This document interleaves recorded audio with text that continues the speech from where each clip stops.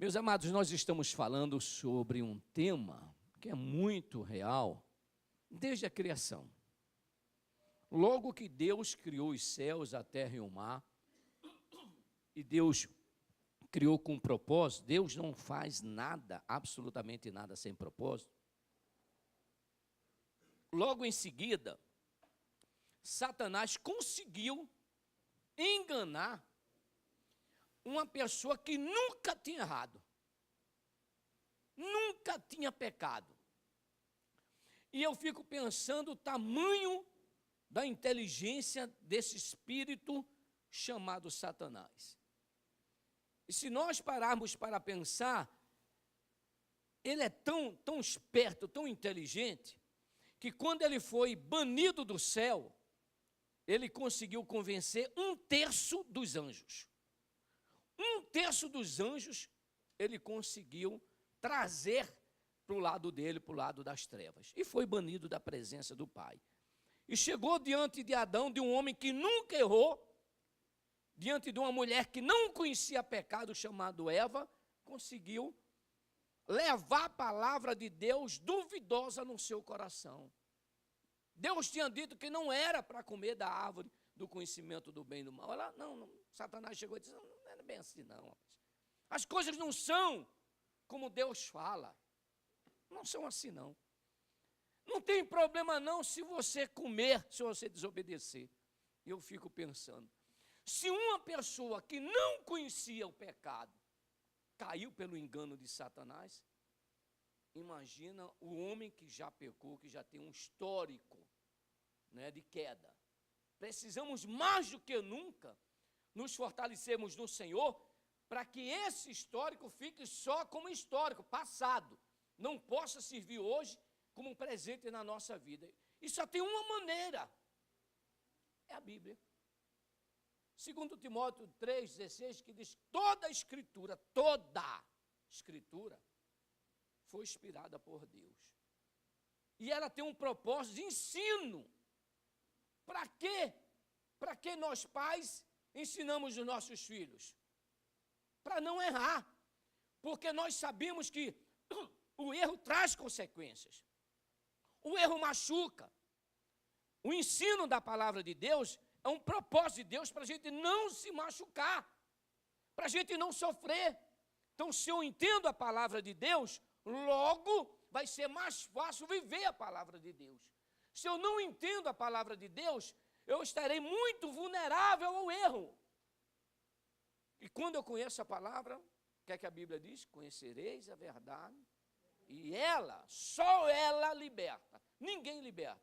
Então nós precisamos entender que nós vivemos numa guerra espiritual. Quer entendamos ou não, lá na criação, Deus disse para Adão. Deus falou lançou uma sentença para Adão, lançou uma sentença para Eva, lançou uma sentença sobre a terra e lançou uma sentença sobre Satanás. E estabeleceu que a partir daquele momento, Satanás era o nosso inimigo e nós éramos inimigos de Deus. Então, engraçado é a gente saber que nós temos alguém querendo nos pegar e a gente vira as costas constantemente para ele. Existe um inimigo muito maior do que aquele que pode matar o corpo. É o inimigo que pode matar a nossa alma, o nosso espírito, nos levar ao inferno pelo pecado, chamado Satanás. E como é que nós andamos por aí?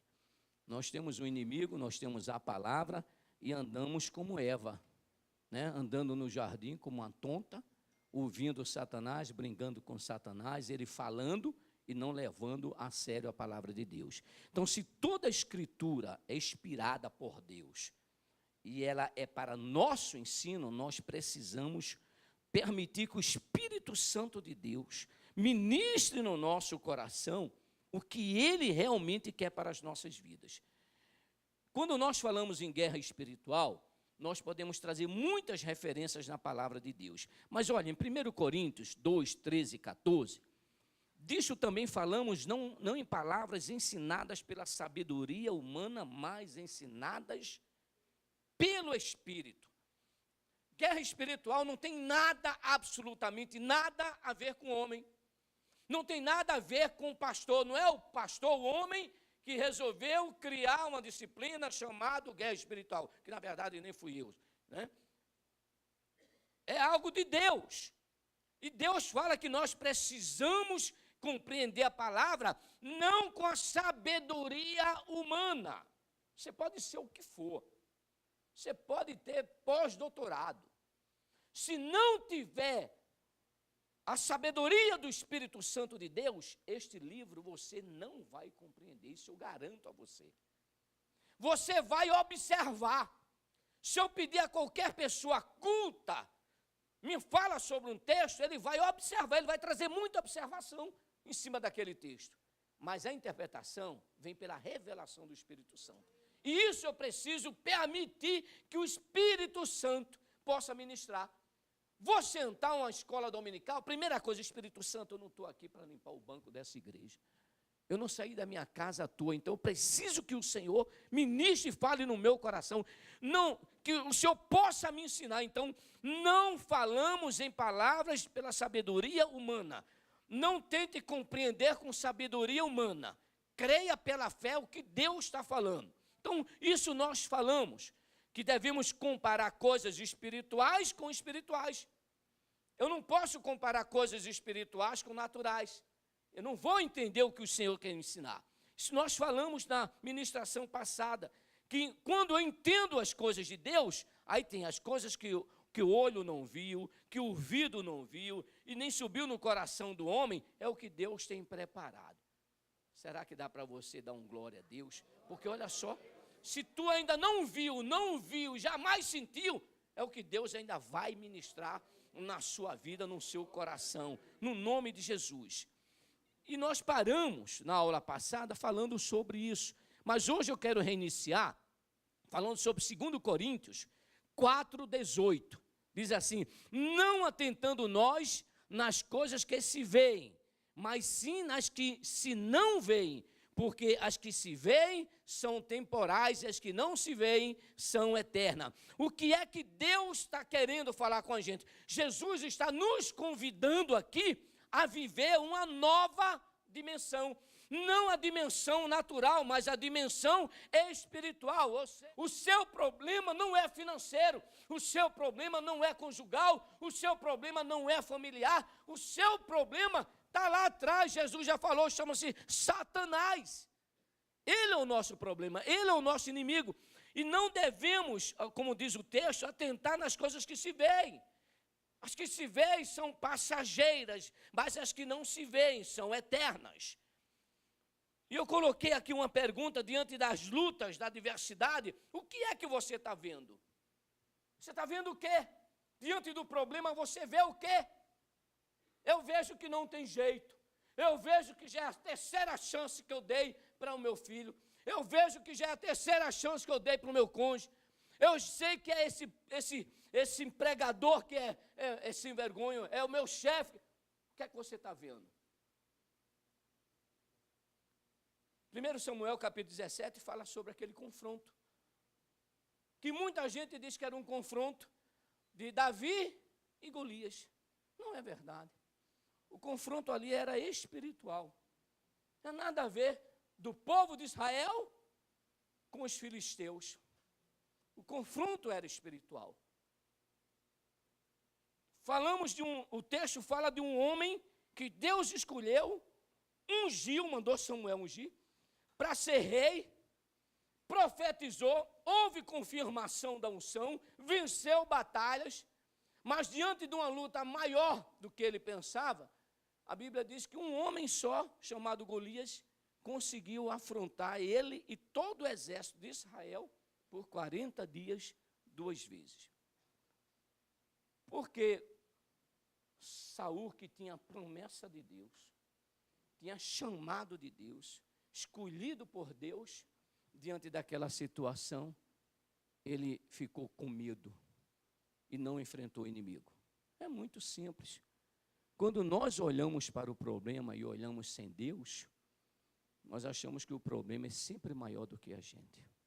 Então, todas as vezes que você ficar angustiado, nervoso, com medo, inquieto, ansioso e coisas semelhantes a esta, você pare. Para e diga, eu não posso olhar para o problema. Eu preciso olhar para o meu Senhor. Eu sei que tem um gigante na minha frente, mas o Deus é infinitamente maior do que esse gigante. Se é que você quer pensar que tem um gigante, que seu problema é muito grande. Qual foi a diferença de Davi, um menino de 17 anos, para um rei experiente e um exército experiente? Tão somente porque Davi trouxe para o campo espiritual. Davi entendeu, Davi discerniu que o problema dele não era no campo natural. Ele já começa chamando aquele gigante de quê? Incircunciso. Ou seja, esse cara não tem aliança com Deus. Olha só, ele já começou a trazer para o campo espiritual. As suas batalhas, as suas lutas, não tente resolver primeiro com a sua capacidade, com a sua experiência. Não tente resolver desse jeito. Não atentando nós nas coisas que se veem, mas nas coisas que não se veem, porque as coisas que se veem são temporais e as coisas que não se veem são eternas. No momento que eu compreendo essa palavra de Deus, eu vou fazer o que Davi fez. Quem é esse incircunciso? Esse cara não tem aliança com Deus, eu tenho aliança com Deus. O que é que ele faz? Enfrenta o problema. Por quê? Porque ele sabia que maior era quem estava com ele do que toda a força de um Golias. Agora você não vê, no texto não fala, que uma vez sequer Davi ficou angustiado, amedrontado, acovardado. Uma vez sequer. Por que ele não ficou uma vez sequer? É muito simples. É o que eu costumo dizer para as pessoas. A fonte é uma só, porque tem pessoas que são ousadas. Por que são ousadas? A fonte que ela se alimenta, ela crê nela. Por que não intimidamos com determinadas situações? Porque a fonte que nós temos, nós não estamos crendo nela. Por isso que eu preciso perguntar isso para você, o que é que você está vendo? Eu estou vendo um governo corrupto, está vendo errado. Peça um colírio a Jeová. Está vendo errado. O problema são os políticos, está vendo errado. O problema é meu cônjuge, está vendo errado. O problema é meu filho, está vendo errado. À luz da Bíblia, eu garanto que você está vendo errado. Paulo chama a atenção da igreja quanto à existência de um princípio espiritual muito importante. O natural é reflexo do espiritual. E o visível é reflexo do invisível. O que eu e você vive aqui na terra, a origem é lá, no reino espiritual. Aí você vai tentar resolver um problema pelo efeito. Tem que tratar a causa. Se eu estou vivendo um problema, ei, preste atenção. Não tente resolver ele no campo natural. Deus está falando isso para você. Para que Deus está falando isso para você? Porque nós somos disciplinados por Deus. É simples, amor. Mas nós só somos disciplinados por Deus por causa da cabeça dura, né, que muitas vezes nós temos. Insistimos em resolver o problema do nosso jeito. O problema que eu estou vivendo, Deus está falando. Não começou aqui, não começou com teu marido, não começou com a tua esposa, não começou com teu chefe, não começou com teu filho, não começou com um governador, lá nas regiões espirituais. O problema é espiritual. Se eu entender que o problema é espiritual, logo eu vou tratar a causa. Se eu entender que o problema é natural, eu vou tratar o efeito. Conferir coisas espirituais com o espiritual. Quebramos a cabeça porque não prestamos atenção que o Espírito Santo fala. Está aqui, saiu daqui, meu amigo. Se eu fosse você, que eu faço isso. Quais são os meus problemas? Pá, à luz da Bíblia. Qual é a água para esse problema? Aqui. Vou molhar até arrancar. Qual é a água para o meu problema desse aqui? Eu vou pegar água, eu vou abrir todas as torneiras que tem aqui. Gênesis, onde tiver uma torneirinha aqui, eu vou colocar uma mangueira, eu vou lançar aqui. E eu só vou parar de lançar depois que eu arrancar. É assim, pastor? É exatamente desse jeito. Não lançamos palavra. Por que a gente lança a palavra? Porque o seu pastor conversa que quando nem era, eu já lançava, porque eu creio. Paulo chama a atenção da igreja quanto a uma existência de princípio espiritual. O natural é reflexo do espiritual e o visível é reflexo do invisível. 1 Reis, capítulo 17. esse texto, você pode pregar sobre esse texto várias vezes. Quem quiser estudar, pregar a respeito desse texto, vai ver coisas maravilhosas. Fala sobre, alguém está com a Bíblia aberta aí já? Elias e o quê? 1 Reis 17, versículo 8 em diante. Alguém pode dizer o que está escrito? A maioria fala sobre Elias e a viúva Sarepta. A maioria dos escritores dá esse título a esse texto, evidente dentro de um contexto. Mas, na verdade, o que você pode ver aqui é os milagres em Sarepta, ou Sarepta. Os milagres em Sarepta. Aí não tem a ver os milagres em Sarepta. Veja só, Deus chega para Elias, versículo 8, e diz assim: então lhe veio a palavra do Senhor dizendo, eu vou ler esse texto que vale a pena. Dispõe-te e vai para Sarepta, que pertence a Sidom, e demora-te ali, onde eu ordenei uma mulher viúva que te dê comida. Isso era um momento de seca, um momento de escassez. Então ele se levantou e se foi a Sarepta. Chegando à porta da cidade, estava ali uma mulher viúva apanhando lenha. Ele a chamou e disse: traze-me, peço-te vasilha de água para eu beber. Indo ela buscá-la, ele a chamou e lhe disse: traze-me também um bocado de pão na mão. Porém ela respondeu: tão certo como vive o Senhor teu Deus, nada tenho cozido, há somente um punhado de farinha numa panela e um pouco de azeite numa botija. Vês aqui, apanhei 2 cavacos e vou preparar este resto de comida para mim e para meu filho, comê-lo-emos e morreremos. Olha o estado desta mulher, olha o estado dessa família, olha o estado da nação. Era a nação que estava vivendo isso. Elias lhe disse: não temas, vai e faze que disseste, mas primeiro faze dele para mim um bolo pequeno e traze-me aqui fora. Depois farás para ti a mesma, fará para ti mesma e para teu filho, porque assim diz o Senhor Deus de Israel: a farinha da tua panela não se acabará e o azeite da tua botija não faltará até o dia que o Senhor fizer chover sobre esta terra. Foi ela e fez segundo a palavra de Elias. Assim comeram ele, ela e a sua casa muitos dias. Da panela a farinha não se acabou e da botija o azeite não faltou, segundo a palavra do Senhor por intermédio de Elias. Pastor, o que tem isso a ver com guerra espiritual? A palavra de Deus, ela tem a ver com tudo. Se você tem um ministério de adoração, se você ler esse texto, você vai conseguir extrair desse texto, por revelação de Deus, escritura inspirada por Deus, você vai conseguir extrair preciosidade aqui fantástica. Veja só, Deus mandou Elias para onde? Acompanha comigo, isso é uma escola, estamos em EBD. Deus mandou Elias para onde? Sarepta. Sarepta de Sidom. Foi para onde Deus mandou Elias. Sarepta de Sidom era, olha só, era uma cidade litorânea, localizada entre Tiro e Sidom. E sabe quem governava esta cidade?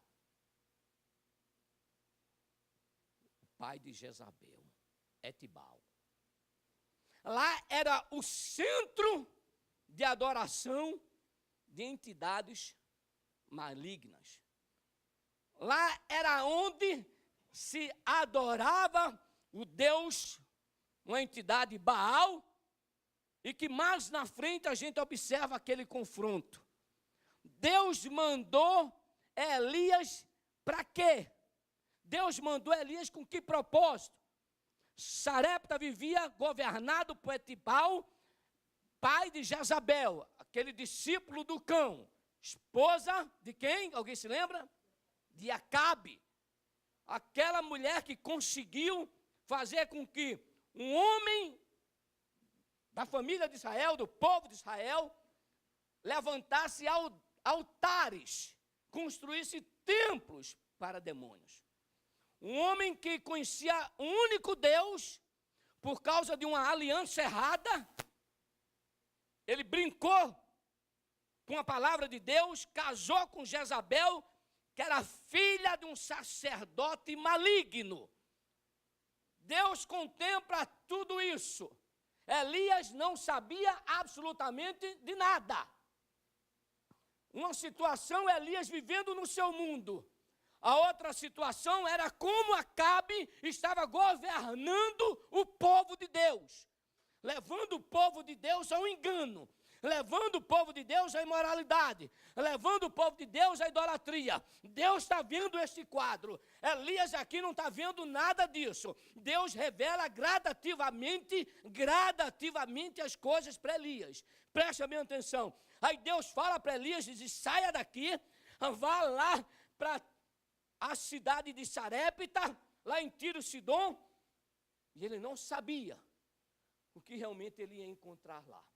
E Deus disse: vai lá, porque eu mandei uma viúva te sustentar. Elias recebe uma palavra de Deus para ir morar bem no meio aonde as entidades eram adoradas.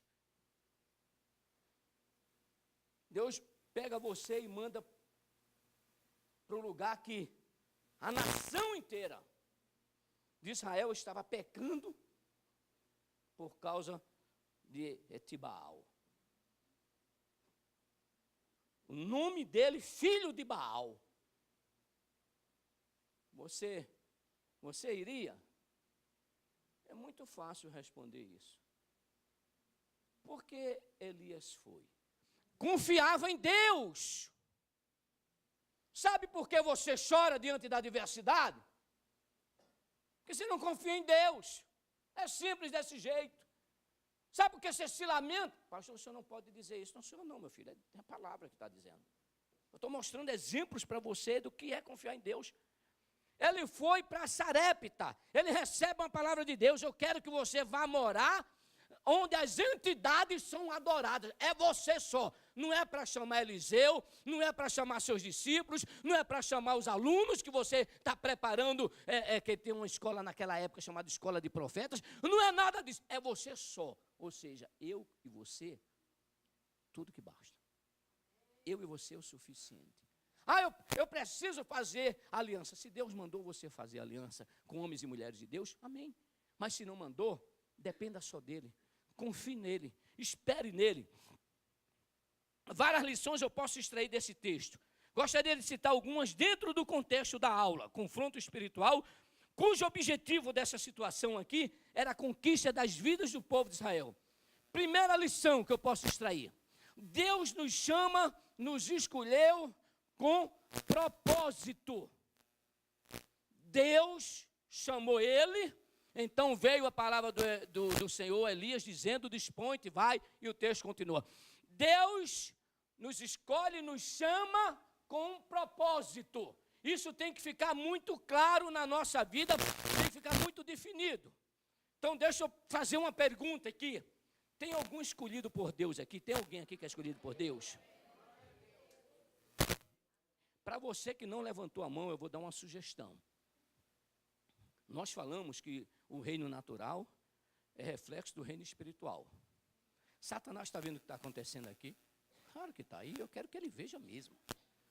Os demônios estão vendo o que está acontecendo aqui? Claro que estão vendo o que está acontecendo aqui. Agora Deus também está vendo? Claro que Deus está vendo o que está acontecendo aqui.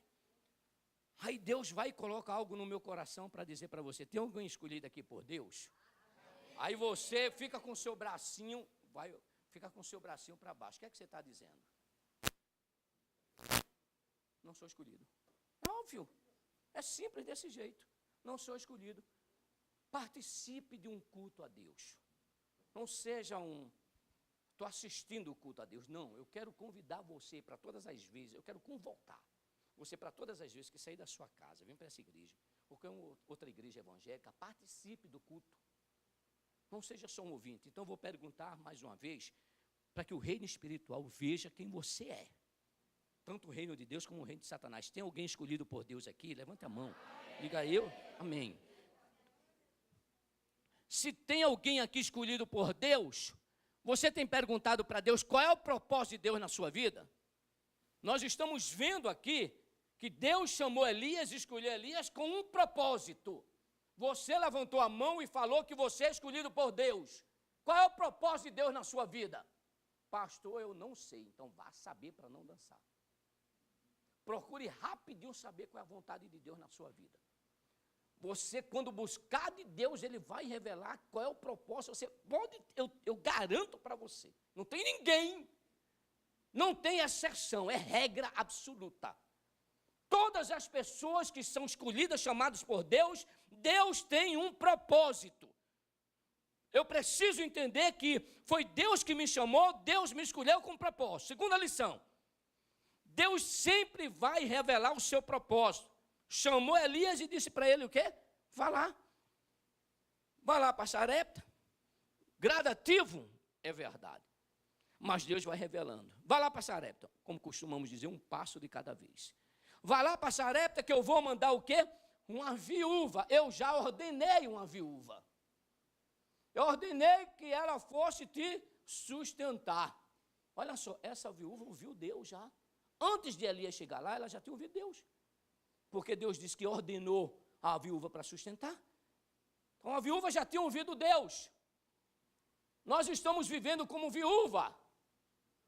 Nós estamos vivendo como alguém que não tem um marido ou alguém como não tem um pai. Como é que Deus ordena a viúva para sustentar? Chega o profeta. Deus chegou para ela e disse assim, ó, eu tenho um negócio para resolver aqui nessa cidade.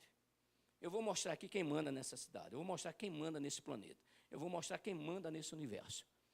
Mas tem um negócio, eu estou mandando um filho meu chamado Elias. Ele vai ser o meu instrumento aqui para envergonhar todo o poder das trevas.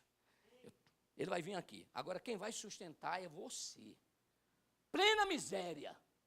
Não chovia 3 anos. Seca total.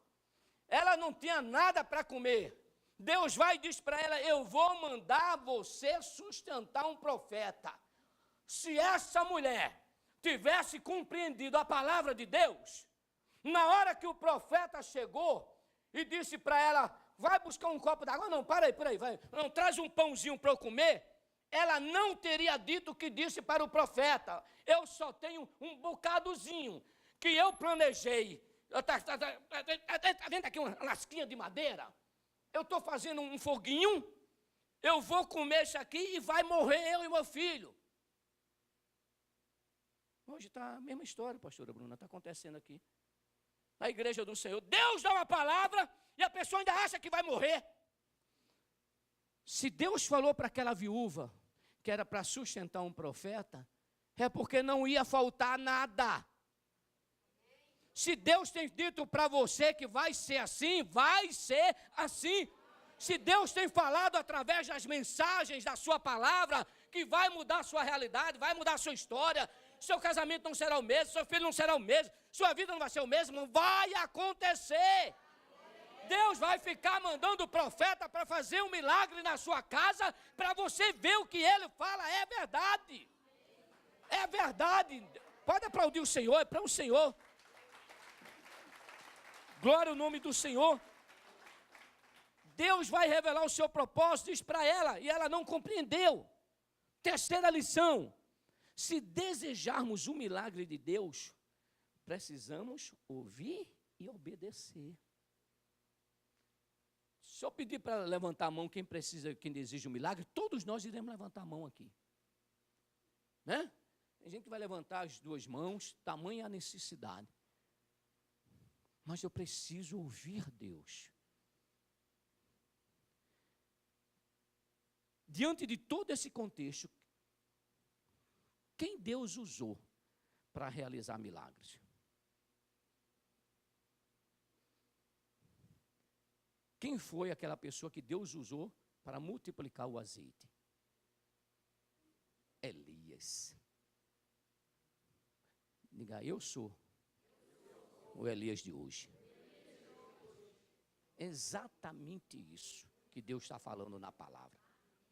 Se você ouvir Deus, se você obedecer a Ele, já que você disse que é escolhido por Ele, é você que Deus vai usar para realizar milagres. É você, não é ninguém, é você que Deus trouxe nesta noite, nessa manhã.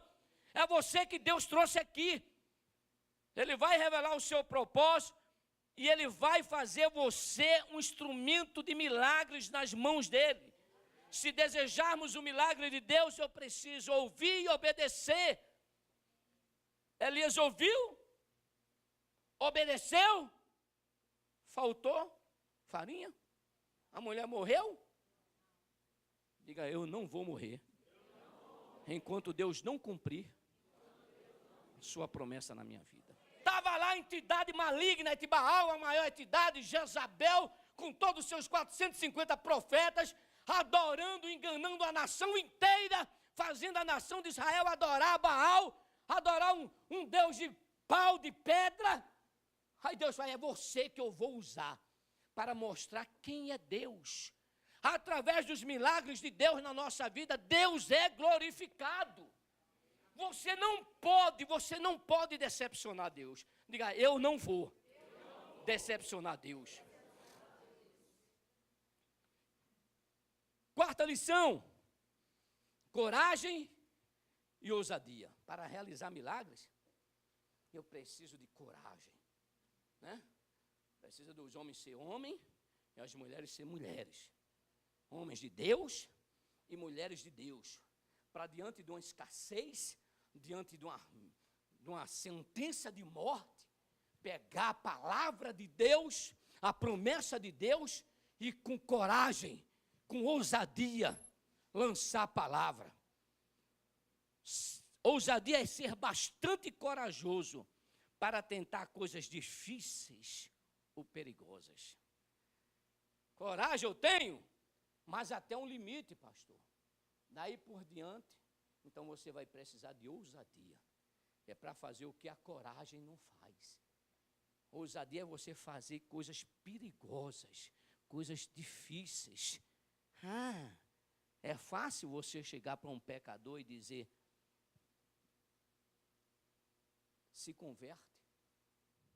Se esta mulher, mesmo desacreditando ou não levando a sério o que Deus falou no primeiro momento, não tivesse levado a sério o que o profeta falou, a história dela aqui seria contada. E morreu a viúva e o seu filho por não crerem em Deus. Era essa a história que estaria aqui. Mas olha qual é a história que está tendo, que a palavra de Deus coloca aqui. A farinha da sua panela não se acabou, o azeite da sua botija não faltou, até o dia que o Senhor fez chover sobre a terra. Foi ela e fez segundo a palavra de Elias. Assim comeram ela e sua casa muitos dias, e da farinha da panela não se acabou, e da botija o azeite não faltou, segundo a palavra do Senhor, por intermédio do seu profeta Elias. Faça! Pastor, eu não sei nem como fazer oração de guerra. Eu não sei nem para onde vai. Nós falamos que a palavra de Deus tem que ser ensinada, discernida pelo Espírito. Mete o teu joelhinho no chão. Papai do céu, me perdoe, mas me ajude. Eu não quero morrer, Senhor, sem ver as tuas promessas na minha vida. Eu quero ver, Senhor, as promessas do Senhor sendo cumpridas na minha vida. Então, no nome de Jesus, chega em casa. Pastor, eu sou do reteté. Se desobedecer a Deus, você vai continuar sendo do reteté e o milagre não vai acontecer na sua vida. Então, você pode dizer, eu sou do reteté. Eu conheço sobre guerra espiritual de frente para trás. Eu já sou evangélico, meu bisavô era pastor. O outro, se você não pegar a palavra de Deus e lançar na sua vida, você vai ver todo mundo recebendo milagres de você, que Deus vai usar pela sua boca, que você só vai ser um mensageiro, e você não vai ser abençoado. Você vai ver Deus restaurar famílias através de você, mas você não vai ser restaurado. Você vai ver Deus dar palavra para você de prosperidade financeira para as pessoas, e ele vai ser próspero, e você não é. É simples, porque Deus, quando mandar os profetas da palavra, você não obedece. Para ser um mensageiro, você até é, mas para viver a palavra, você não é. Para ensinar, você é uma bênção.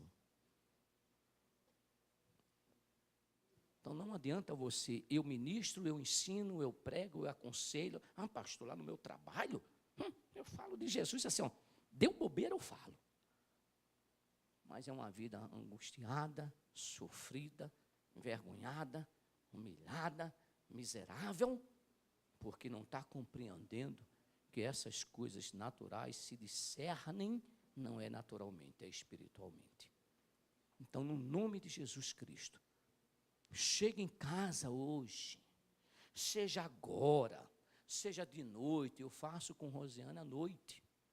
É um momento que a gente tem mais tempo, o telefone toca menos, né? Lá em casa a gente faz à noite, mas não deixamos de fazer oração de guerra, de forma bem específica, caso a caso, ponto a ponto.